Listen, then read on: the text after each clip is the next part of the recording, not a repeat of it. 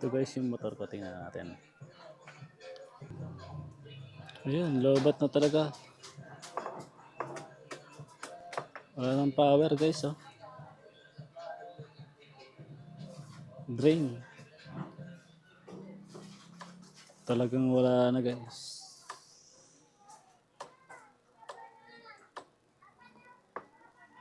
Naka-on na yan, oh.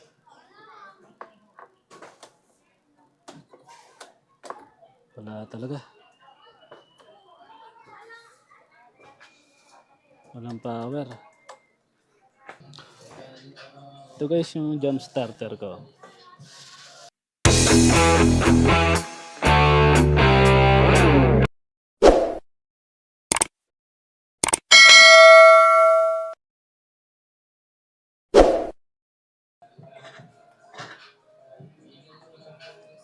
Wait lang guys, ha. Ako lang kasi nagka-camera eh.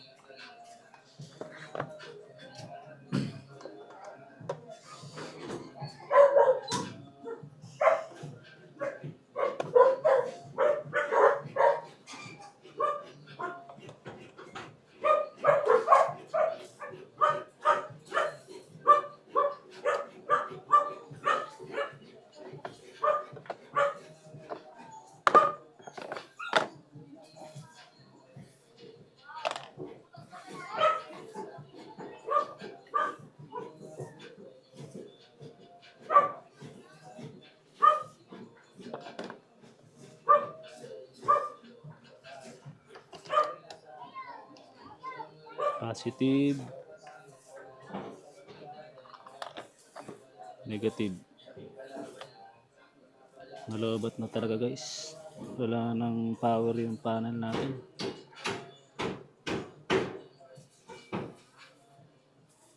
Wait lang guys, ha. Nahihirapan ako kasi nakakamera isang kamay ko. Ayan.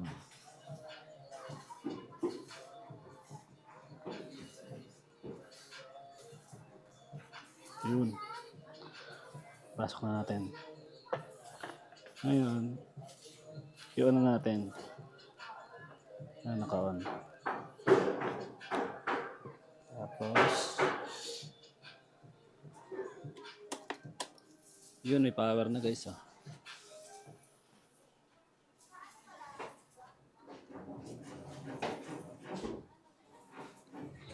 Yun, nag-start na.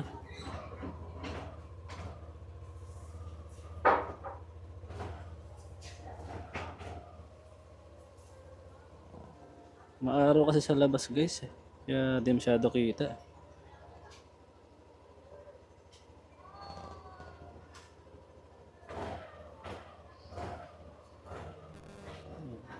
Ayun, kumakarga naman guys, 13.9. Hindi lang kita sa screen eh. Ayun, 14.2 na. Kumakarga naman siya. Kaya lang talagang sira natin yung battery ko kasi na-dedrain na, nalolobat. Stock battery pa yan kasi guys eh. Halos 3 years na rin. 3 taon na yung battery natin mahigit.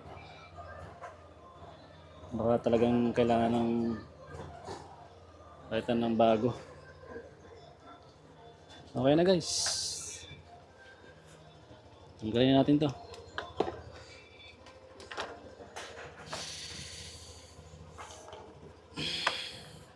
Ngayon guys, bibili tayo ng battery. Bibili tayo ng bagong battery sa Yuasa. Tara guys, samahan niyo ako, bibili tayo ng battery.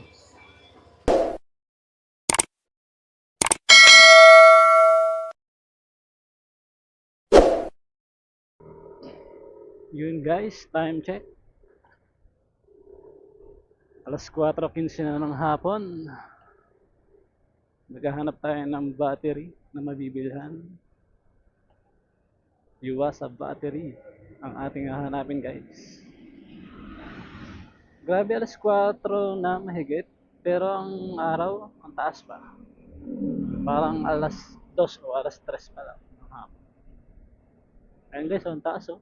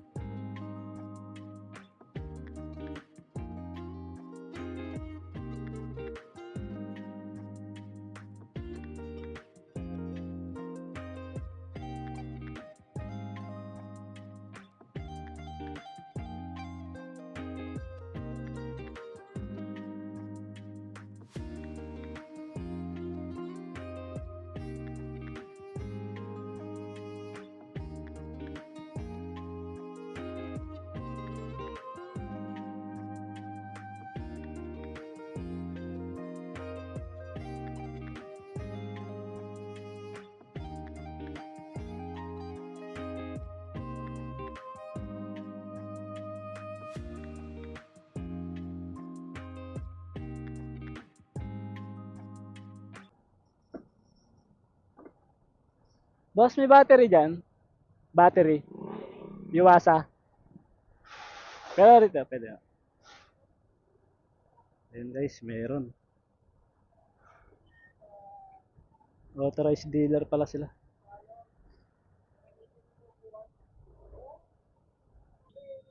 Yuasa battery po. Yuasa battery. Opo, kasi ano siya eh. Nalolobat na po pag umaga sa agabi. 6B, 7B. B1 ata yun, 7B po ata yun. Ano po?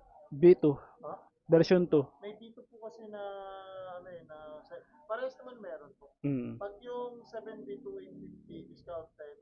Pag yung 6B, 1950 discounted. 1950. Ano po bang mas pare-pares lang po sila maganda sa ano? Aerox B2. So, double check lang muna natin kung anong nakalagay sa kanila.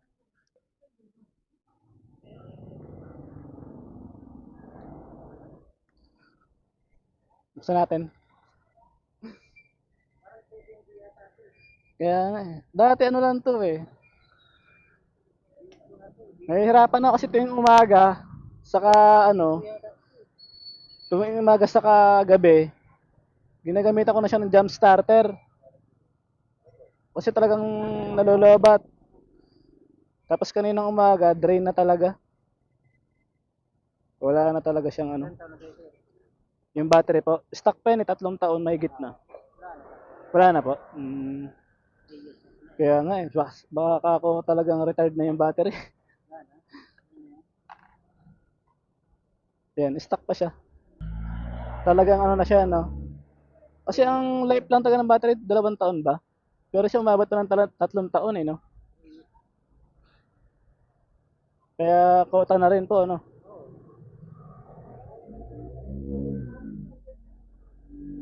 Ano pa yun eh, since nung binili ko to, 2021 eh. Hanggang ngayon.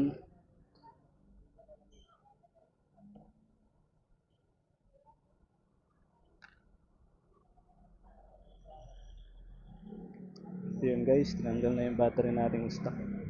I-check nila.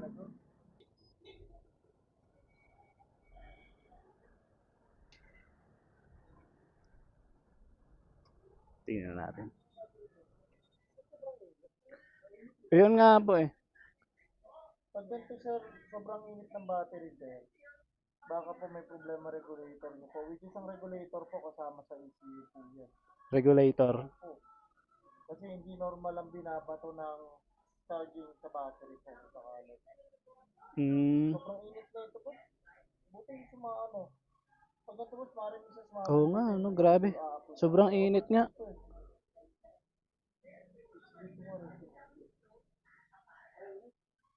Tingnan mo Amar, kung ilagay mo yung 7B kung masasara sa kanya. Yung 7B na maintenance mara, tingnan muna natin. Kasi mainit na, diba init na ito eh. Baka mamaya, sana battery lang problema. Sige sir. Testing mo Amar kung masasara. Huwag mo rin kabit yung tanong, baka 7B, pwede testing mo. Tapos testing mo kung masasara yung ano yung takip. May current charge yung battery pero sira yung battery. Sira po. Hello? Hello? Grabe, sobrang init. 9.6 yung voltahe niya. Ano? Sobrang baba guys. Yung ano, Testing muna guys. Nila.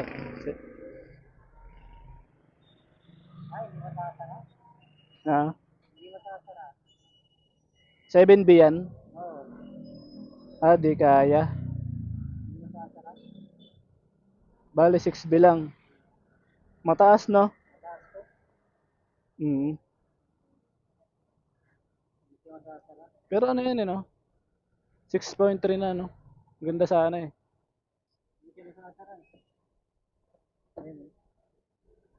Kung tingnan po sa ilalim, yan. Ah, walang ma-adjust, no? Oo. Ganun talaga. 6B lang. Mm. Sa Aerox B1 kasi malalim, eh, no? Kaya pwede. Oo, tukod. Yun guys, negative sa YTJ 7B.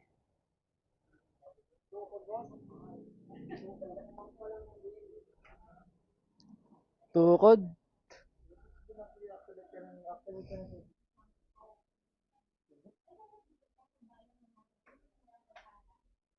Grabe. Parang sasabog na to, sir. Sobrang init. Ito talaga magkasinlaki sila, no? Mm. Testing ko lang naman yung 7D kung talaga. Mataas kasi ampere. Oh, mas yung ano din nagustuhan ko yung amperes niya, pero di pala pwede. Ito naman, ilang amperes po ito? Stock. Parehas lang po yan. Ah, parehas lang.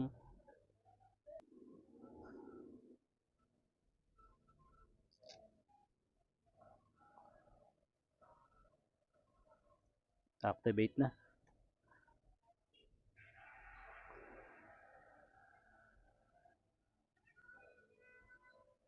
Ang galing eh, no? Ganyan pala yan.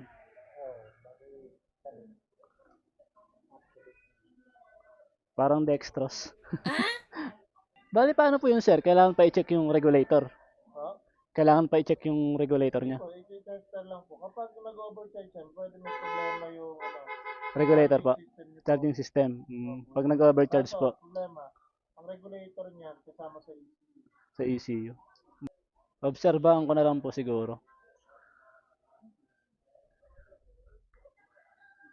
May mga upuan din sila dito guys. Ayan guys, tapos na nilang isalin yung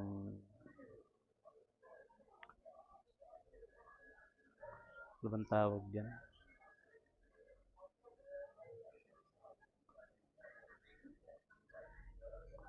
Water resolution. Battery resolution pala. Ilalagay na yung bagong battery.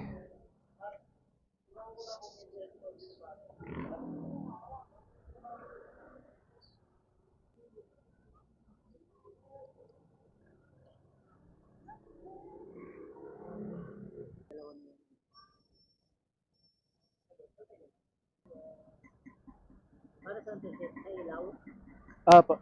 Sa mga ilaw niya po.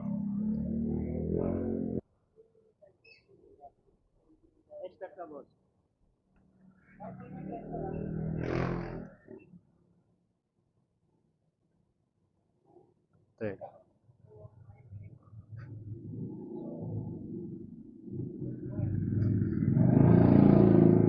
Yan. 12.3.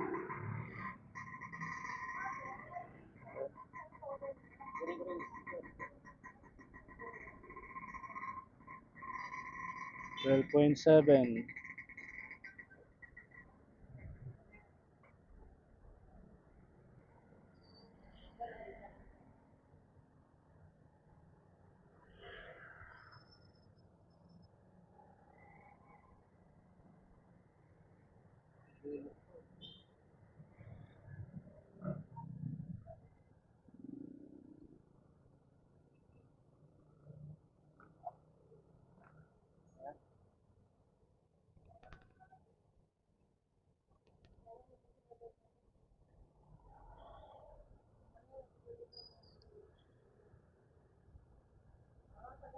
I-rev mo nga sir.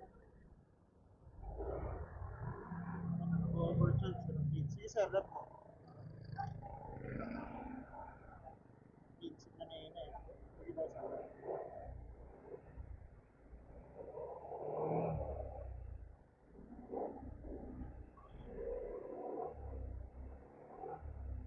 Kaya mo na lang muna sir. Schedule lang muna. Kaso nag-15 kanina eh. Oo nga, nag-15. Nakita mo yun sir? Oo, nag-15, nakita ko nga. Pag nag-15 kasi sir, baka may problema yan. Ang kumbaga, ang fault po dyan, regulator, baka mamaya may problema.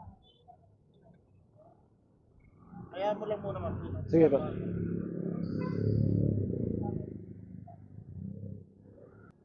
Pag ganito po, siguro pwede may trouble sa wiring ko. Umiinit ka sa pag ganito, dapat umaga po kami. Kasi pag nag-wiring ko ito nga, Oo. matagal po. Rep mo konti. Ito nga minsan, ano eh, nawawala rin to eh. Minsan ngungo na yun eh, pag lobat na talaga.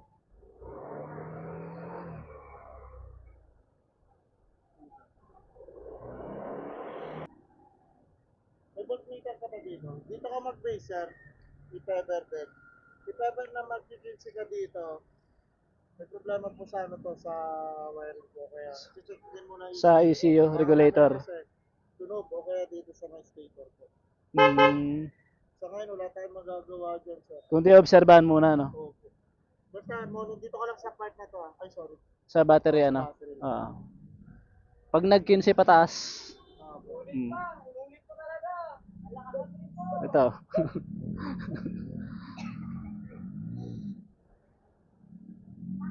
$13. Sige. Under observation muna guys. Mukhang may ibang problema pa yung motor natin.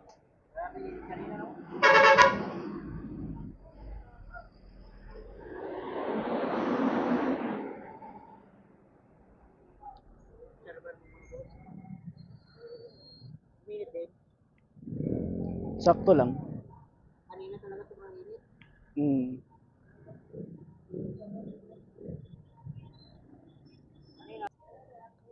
Wiring kasi po, dapat umaga. Magaw kasi matrabaho, no? Oo, kasi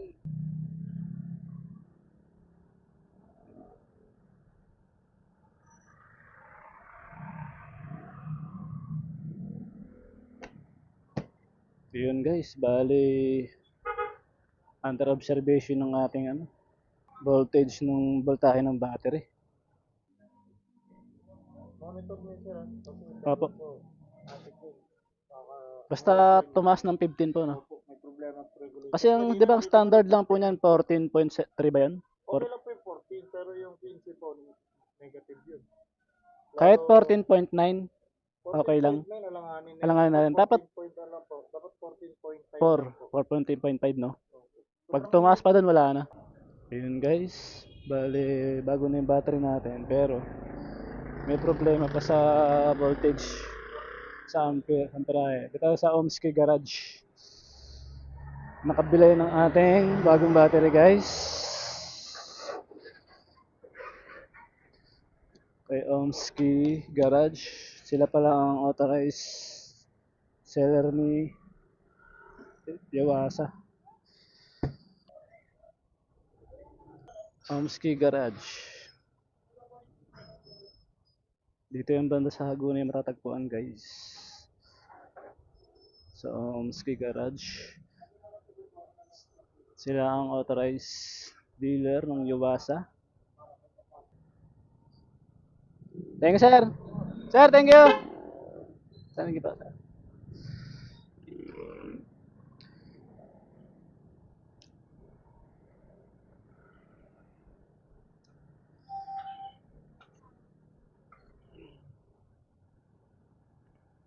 Yun guys. Makapagpalit tayo ng battery. Pero nakakalungkot kasi mukhang may ibang problema pa yung ating motor. Mukhang another gastos na naman ito. Pero okay lang dahil 3 taon na rin yung motor natin. Siguro talagang normal sa isang motor na nagkakaroon ng problema. Dahil araw-araw natin ginagamit itong motor na to. Pang service sa ating sa araw-araw ng ating paghahanap buhay.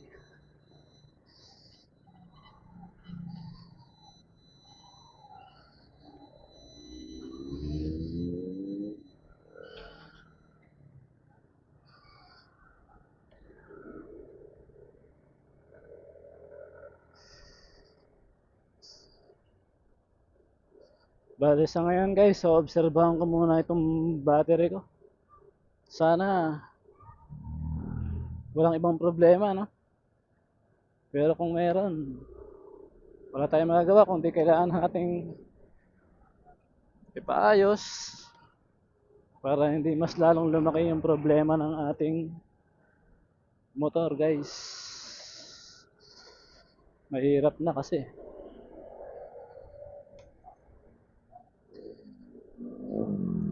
Kung mas lalong lumaki yung problema ng ating gastusin.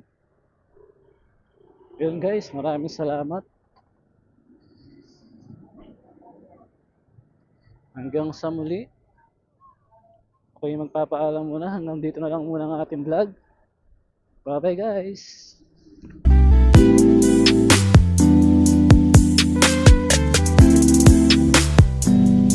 Masilayan lang ang iyong ngiti. Okay gandang isipin ang isang mundong puno ng pag-ibig.